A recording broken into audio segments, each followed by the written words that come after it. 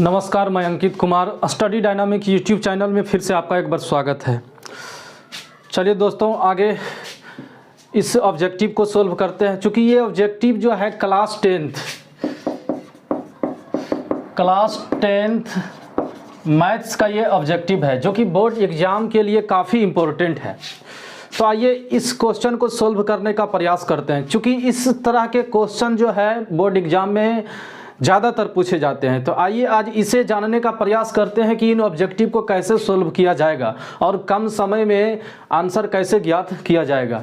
तो चलिए question number पहला है कि समांतर श्रेणी का पहला पद 9 एवं सार्वांतर 3 हो तो इसके 12 पदों का योगफल क्या होगा। दोस्तों, यह जो क्वेश्चन है समांतर श्रेणी चैप्टर से है। तो सबसे पहले समांतर श्रेणी का पहला पद 9 दिया है। पहला पद का मतलब a बराबर 9, सर्वांतर का मतलब d होता है, d बराबर दिया है -3 और इसके 12 पदों का योग, 12 पद मतलब n बराबर 12। तो योग पूछ रहा है तो Sn बराबर, Sn का मतलब यहाँ पर 12 पदों का योग ज्ञात करना है। दोस्तों, समांतर श्रेणी में सभी पदों का योग ज्ञात करने का इस प्रकार फॉर्मूला होता है Sn बराबर n/2 Manjholi bracket 2a plus n-1 into d Manjholi bracket बंद। n का मतलब 12, चूँकि यहाँ 12 लिखने से ये पता होता है कि ये 12 पदों का योग निकाला जा रहा है। तो n के स्थान पर 12 रख देंगे, 12/2 मंझोली ब्रैकेट 2 गुना a का मान है 9, a है यहाँ पर पहला पद, प्लस n का मतलब 12 -1, d का मतलब सर्वांतर यानी कि -3। तो यहाँ कट जाएगा, 2 छक 12 6, 2 गुना 9 18 प्लस 12 में से 1 जाएगा तो 11 गुना -3, 6 इंटू 18 प्लस माइनस 11 तिया 33, 6 गुना 18 में 33 लेस कर देंगे तो हो जाएगा -15। तो -15 गुना 6 कर देंगे तो 90 हो जाएगा, यानी कि -90, जो कि ऑप्शन सी में दिया गया है। चलिए नेक्स्ट क्वेश्चन की बात कर लेते हैं। नेक्स्ट क्वेश्चन नंबर 2 है समांतर श्रेणी 51 48 45 ... 6 में पदों की संख्या क्या है। मतलब इस एपी में पदों की संख्या कितनी है। सबसे पहले तो एपी यहाँ पर दिया हुआ है 51 48 45 ... और अंतिम पद है 6, यानी कि इस एपी में पदों की संख्या अर्थात n का मान क्या होगा। तो सबसे पहले a बराबर है 51। दोस्तों, a जो है पहला पद को कहते हैं और d का मतलब सर्वांतर, मतलब यह समांतर श्रेणी कितने के अंतराल में चल रहा है उसको सर्वांतर कहा जाता है। यानी कि सर्वांतर ज्ञात करना हो तो अगला पद में पिछला पद को लेस कर देते हैं, यानी कि घटा देते हैं। तो 48 - 51 तो -3 हो जाएगा। और ये अंतिमा पद है तो अंतिमा पद को an से सूचित करते हैं, तो an बराबर 6 हो जाएगा। तो इसमें क्या कह रहा है कि इसमें कुल पदों का योग कितना, पदों का योग नहीं बल्कि पदों की संख्या कितना होगा, यानी कि n बराबर वाट, n का वैल्यू निकालना है। तो सबसे पहले चूंकि यहाँ an बराबर दिया है 6, an बराबर फॉर्मूला होता है a plus n-1 into d बराबर 6। a का वैल्यू है 51 प्लस n निकालना है तो n को n रखेंगे और d का मान यहाँ -3 दिया है बराबर 6। तो n-1 गुना -3 बराबर 6। सबसे पहले प्लस 51 को इधर -51 में ले जाएंगे तो n-1 इंटू -3 बराबर 6 में से 51 अगर लेस कर देते हैं तो -45 यानी कि 45 होता है।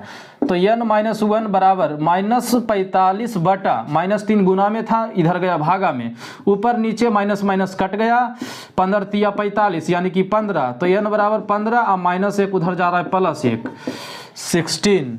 तो यहाँ से ये ज्ञात हो गया कि इस एपी में, इस समांतर श्रेणी में पदों की संख्या कितना था, 16 था, जो कि ऑप्शन बी में दिया गया है।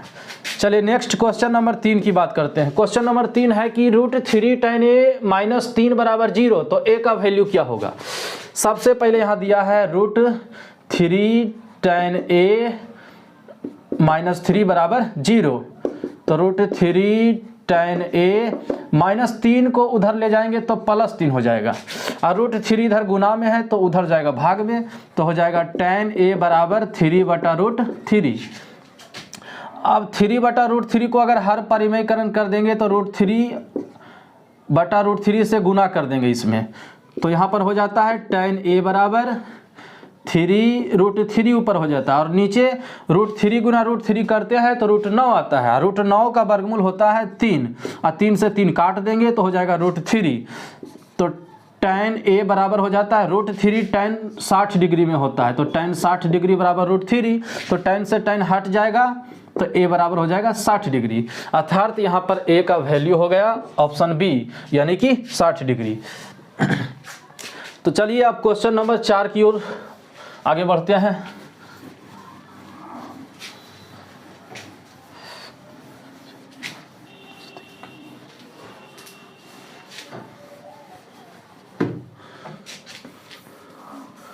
क्वेश्चन नंबर 4,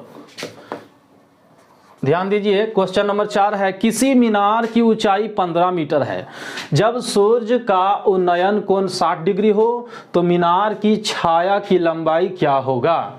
दोस्तों मान लेते हैं सबसे पहले ये धरातल है, मान लेते हैं ये जमीन है, और इस जमीन पर कहीं एक मीनार खड़ा है इस तरह से, और यहाँ पर सूर्य है, सूर्य भगवान मान लो ये सूर्य है, सूर्य का प्रकाश इस मीनार पर पड़ रहा है तो इसका छाया इधर बनेगा, तो मान लेते हैं कि इसका छाया यहाँ से लेकर के यहाँ तक बन रहा है। ठीक है, सबसे पहले यहाँ दिया था मीनार का ऊंचाई, ये जो मीनार यहाँ पर हम लिए थे ये कितना ऊंचा है, 15 मीटर ऊंचा है, और जब सूर्य का उन्नयन कोण, जब सूर्य इस पर पड़ता है तो इसके शीर्ष का उन्नयन कोण इस जमीन पर 60 डिग्री का होता है। तो इस प्रकार पूछ रहा है कि बताइए इस छाया का लंबाई कितना होगा। मान लेते हैं कि ए बी मीनार था और BC छाया का लंबाई है, तो यही BC का मान ज्ञात करना है। तो दोस्तों यहाँ पर tan 60 डिग्री हो जाएगा, tan 60 डिग्री बराबर लंब बटा आधार, यानी कि लंब हो जाएगा AB और आधार हो जाता है BC जो कि छाया का लंबाई है। tan 60 डिग्री का मान होता है √3 और AB का मान दिया है 15 और BC ज्ञात करना है। तो यहाँ कोना कोनी गुना कर देते हैं, BC गुना √3 तो हो जाएगा BC √3 बराबर 15 मीटर। चूंकि BC का मान निकालना है इसलिए BC बराबर 15/√3, हर परिमेयकरण यहाँ हो जाएगा, √3/√3 से गुना कर देंगे तो ऊपर 15√3 और नीचे √3 √9 का वर्गमूल 3 3 5 15 यानी कि 5√3। तो देखा जाए तो छाया का लंबाई यहाँ हो जाता है 5√3 जो कि ऑप्शन सी में दिया गया है। अब क्वेश्चन नंबर 5 की बात कर लेते हैं। मूल बिंदु से P sin theta cos theta की दूरी क्या होगा। दोस्तों एक बिंदु दिया हुआ है P जिसका नियामक है sin थीटा cos थीटा। दोस्तों पिछला वीडियो में हमने बताया था कि कॉमा के पहले जो है x का मान होता है, कॉमा के बाद y का मान होता है। अब मूल बिंदु से दूरी पूछ रहा है तो मूल बिंदु से दूरी निकालने का ये फॉर्मूला होता है √x² + y²। तो दोस्तों यहाँ पर x का मान है sin थीटा तो हो जाएगा sin² थीटा और प्लस y का मान है cos थीटा तो यहाँ हो जाएगा cos² थीटा। तो कुल मिलाकर यहाँ हो जाता है sin² theta plus cos² theta का मान होता है 1 और 1 का वर्गमूल होता है 1। तो बिंदु P sin theta cos theta का मूल बिंदु से दूरी हो जाएगा 1 यानी कि 1 इकाई हो जाएगा, ऑप्शन बी। अब क्वेश्चन नंबर 6 की बात कर लेते हैं। क्वेश्चन नंबर 6 है बिंदुओं R और S के बीच की दूरी क्या होगा। दोस्तों यहाँ पर दो बिंदु दिया है, मान लेते हैं एक R और एक S। R का नियामक है 1,1, S का नियामक है -1,5। दोस्तों दोनों बिंदु के बीच का दूरी ज्ञात करना है। दोस्तों ऐसा जो है क्वेश्चन लगभग 2-3 क्वेश्चन देता है एग्जाम में, ऑब्जेक्टिव में। तो इसको डायरेक्ट कुछ नहीं करना है, बस एक रूट देना है और शुरू वाला को शुरू से घटा देना है यानी कि 1 -1 और होल स्क्वायर कर देंगे, फिर प्लस लास्ट वाला को लास्ट से घटा देंगे यानी कि 1 - 5 का होल स्क्वायर। तो ये RS यानी कि RS निकल रहा है, दो बिंदुओं के बीच का दूरी ज्ञात हो रहा है। तो माइनस माइनस प्लस हो जाता है, 1 और 1 2 और 2 का स्क्वायर 4 प्लस 1 में से 5 जाता है -4 और -4 का स्क्वायर 16 तो कुल मिलाकर हो जाता है 16 4 20। अब 20 का गुणनखंड कर देंगे तो 2 दूना 4, 4 5 20, 2 वर्गमूल बाहर हो जाएगा, 2√5 इकाई हो जाएगा दोनों बिंदुओं के बीच का दूरी। तो 2√5 इकाई, तो ऑप्शन सी में है 2√5 इकाई। अब चलिए आगे बढ़ते हैं। अगला क्वेश्चन है क्वेश्चन नंबर 7।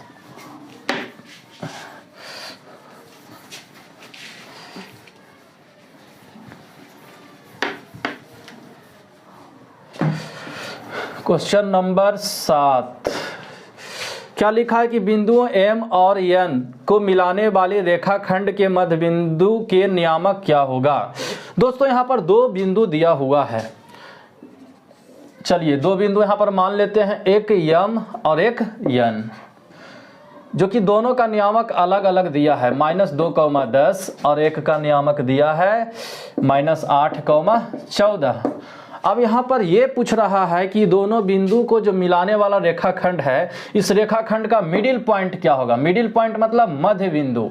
दोस्तों अगर इस तरह का क्वेश्चन आ जाए, मतलब इस तरह का क्वेश्चन आता ही है, 1-2 क्वेश्चन दे ही देता है बोर्ड एग्जाम में, तो बस एक बात ध्यान में रखिएगा कि 2 बिंदु दिया रहता है, इन दोनों बिंदु के बीच यानी कि इस रेखाखंड के बीच मध्य बिंदु का नियामक ज्ञात करना होता है।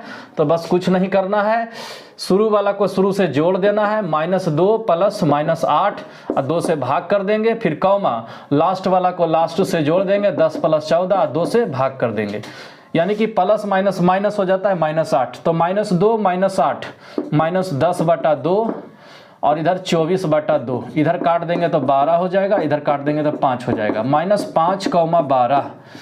तो -5,12 इस मध्य बिंदु का नियामक हो जाएगा। तो देखते हैं कौन सा ऑप्शन सही दिया है, -5,12। देखिए ऑप्शन सी दिया है। चलिए अब नेक्स्ट क्वेश्चन नंबर 8 की बात करते हैं। क्वेश्चन नंबर 8 दिया है कि sin 90 - थीटा बराबर क्या होता है। तो दोस्तों sin 90 - थीटा बराबर होता है cos थीटा। ये डायरेक्ट एक फार्मूला आता है, sin 90 - थीटा बराबर क्या होता है cos थीटा। अब क्वेश्चन नंबर 9 को देख लेते हैं। यदि त्रिभुज ABC समरूप है त्रिभुज PQR और BC/QR बराबर 1/5, तो एरिया ऑफ त्रिभुज PQR बटा एरिया ऑफ त्रिभुज ABC बराबर क्या होगा। दोस्तों ऐसा एक क्वेश्चन कन्फर्म ये ऑब्जेक्टिव में दिया रहेगा बोर्ड एग्जाम में, तो आइए इसे समझ लेते हैं। अगर कोई 2 त्रिभुज आपस में समरूप है, मान लेते हैं एक त्रिभुज यहाँ पर है ABC और एक त्रिभुज यहाँ पर है PQR, और दोनों समरूप है, तो 2 समरूप त्रिभुजों के क्षेत्रफल का अनुपात संगत भुजाओं के वर्गों के अनुपात के बराबर होता है। तो यहाँ पर BC और QR, BC/QR बराबर दिया है 1/5, मतलब ये 1 है तो ये क्या है 5 है। तो इस त्रिभुज के क्षेत्रफल का अनुपात क्या होगा, एरिया ऑफ त्रिभुज ABC बटा एरिया ऑफ त्रिभुज PQR बराबर होता है संगत भुजाओं के वर्गों के अनुपात के बराबर। तो BC/QR यानी कि BC का वर्ग और QR का वर्ग के बराबर होता है। तो BC/QR का होल स्क्वायर यहाँ हो जाएगा, जो कि क्वेश्चन में दिया हुआ था। BC/QR का मान 1/5 और इसका होल स्क्वायर कर देंगे तो 1/25 हो जाता है, यानी कि क्वेश्चन नंबर ये ऑप्शन डी सही हो जाता है, 1/25 हो जाएगा इसका आंसर। चलिए लास्ट क्वेश्चन को देख लेते हैं। क्वेश्चन नंबर 10, tan 90 - a बराबर क्या होता है। तो ये भी फॉर्मूला है, tan 90 - a बराबर होता है cot a।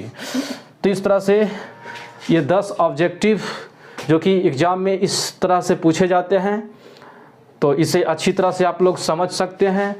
अगर आप मेरे चैनल पर नए हैं तो प्लीज़ इस चैनल को सब्सक्राइब करें, ताकि इसी तरह का वीडियो हम आप तक कंटिन्यू पहुंचाते रहें। धन्यवाद।